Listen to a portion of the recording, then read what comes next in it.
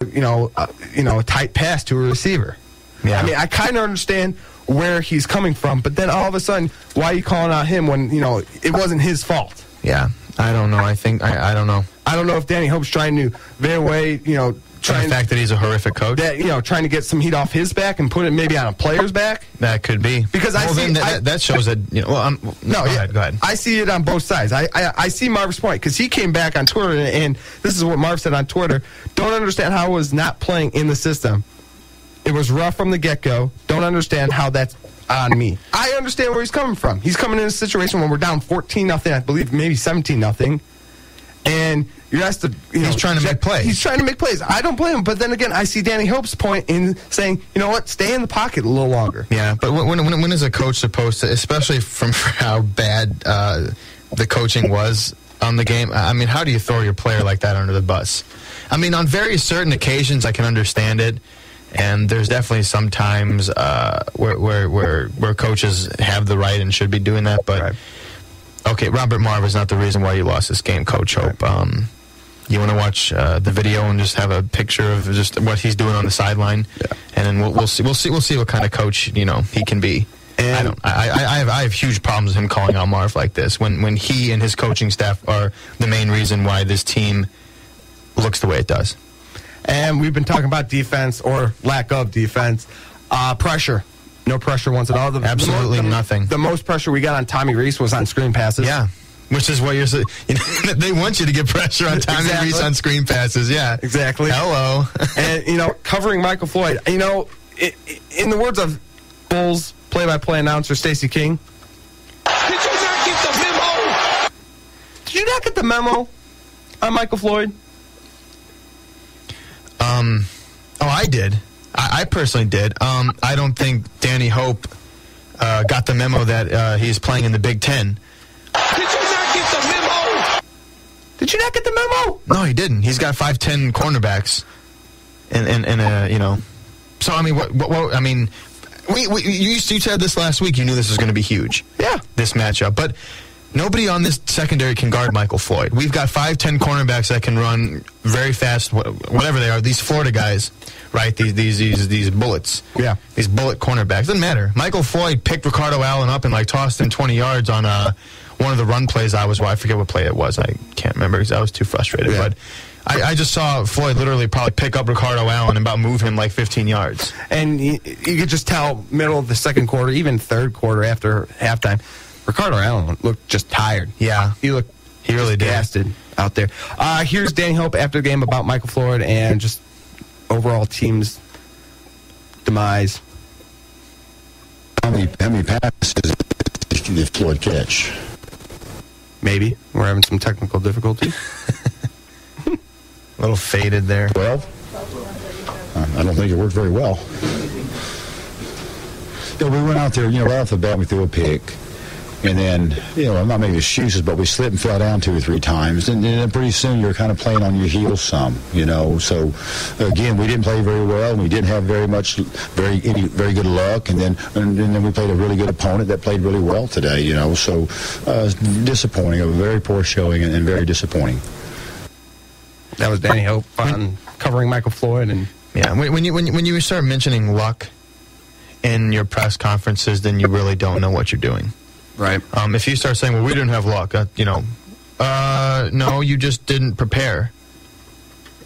And I don't know. It's just, I'm not trying to throw one person under the bus. I mean, this team as a whole is just not playing good. Right. Or didn't play good. It's not all in the coaching. It's everybody. It's the players. It's the coaches. It's everything. Right.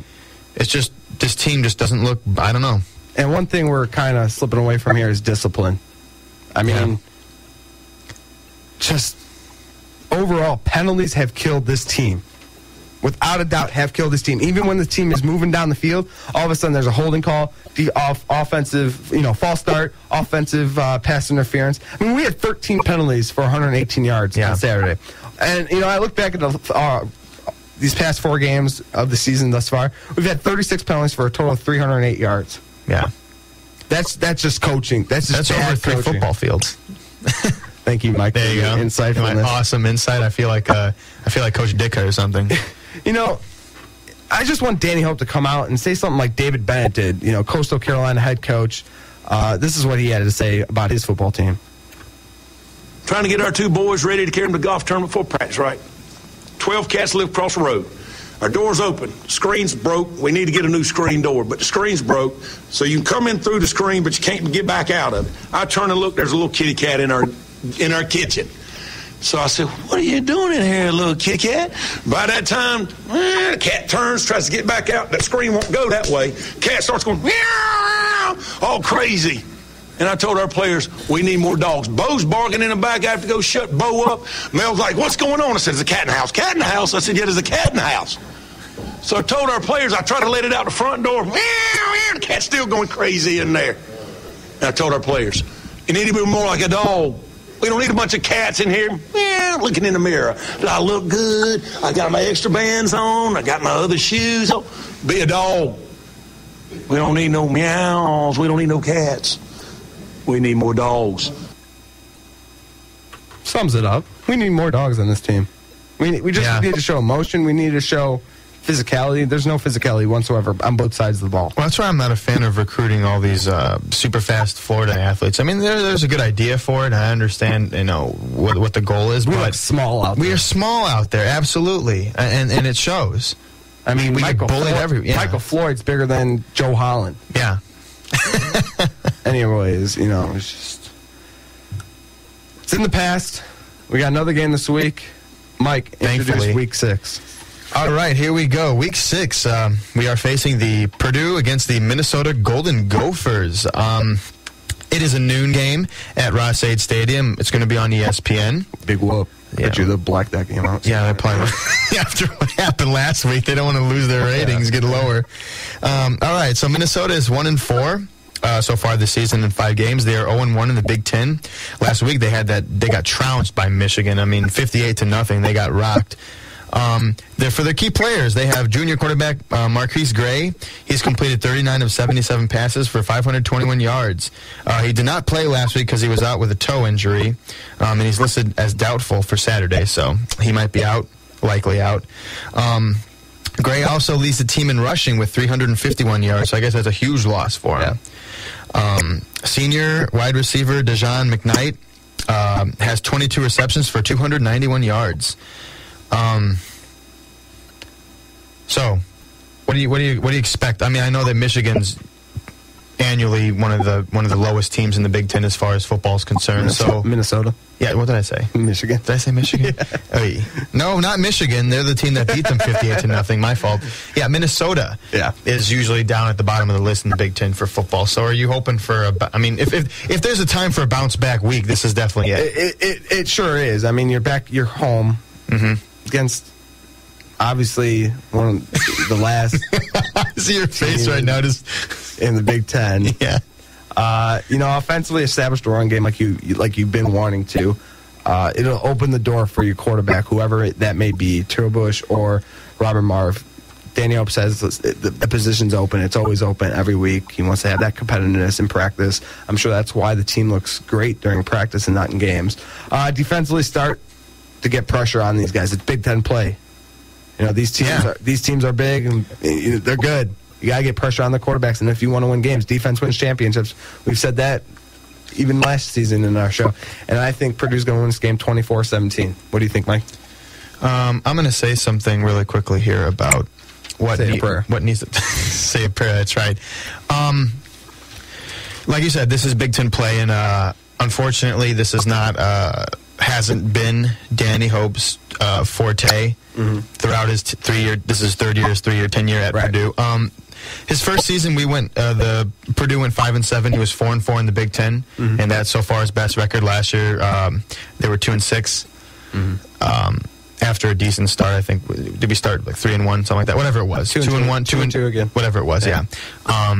So, like I said, Big Ten play has not been his forte so far. So, if he has any hope, needs it to be. We need 4 wins to get bowl. Yeah, I mean, if he honestly, in my opinion, if he wants to continue being the coach here, he's got to do something right now. Yeah. This is it.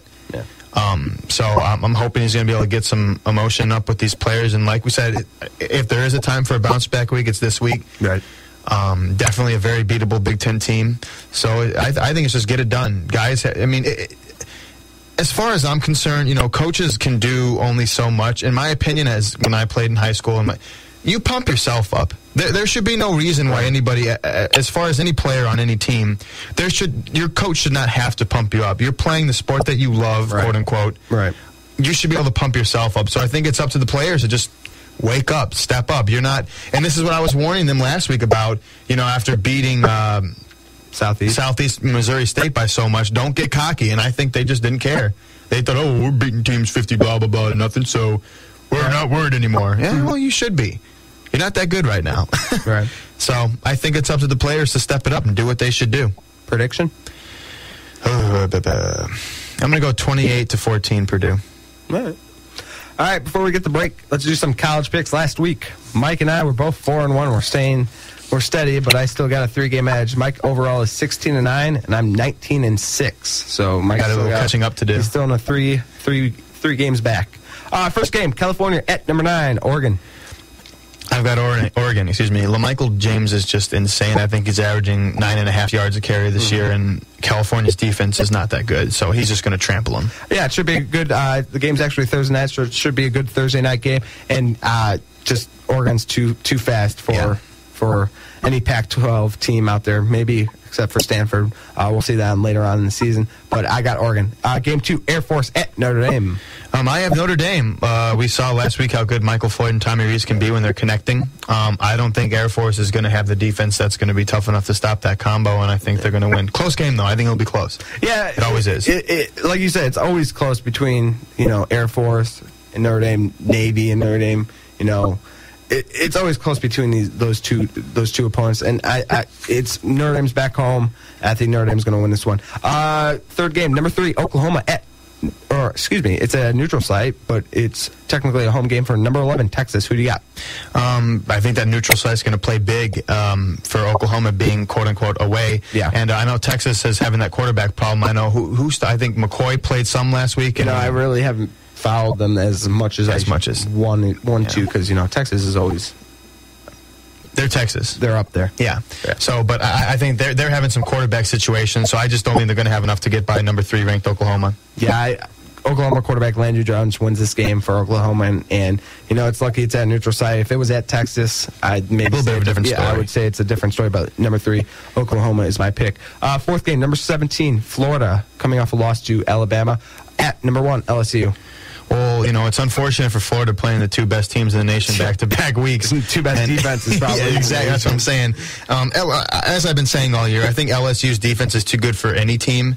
Yeah. It's probably too good for some pro teams as well. Yeah. So I think LSU is not going to be losing anytime soon, and they're not going to lose to Florida. Yeah, I just don't see LSU losing this game at all, so I'm going to pick LSU. Our last game, number 15, Auburn, coming off a big win over number 10, South Carolina, is at number 10, Arkansas, coming off a big win over Texas A&M. Yeah, huge comeback. I mean, they seemed down and out in that game too. I remember we were talking about that at the tailgate we were at. Yeah. Huge comeback. They're pumped. Tyler Wilson's a beast this year at quarterback, and I don't think that Auburn's defense is going to be able to stop him.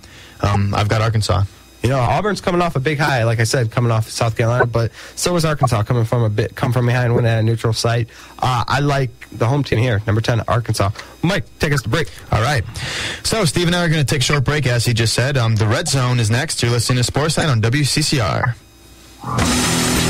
SportsNight keeps you up to date with Purdue Athletics and with news from the world of sports on WCCR.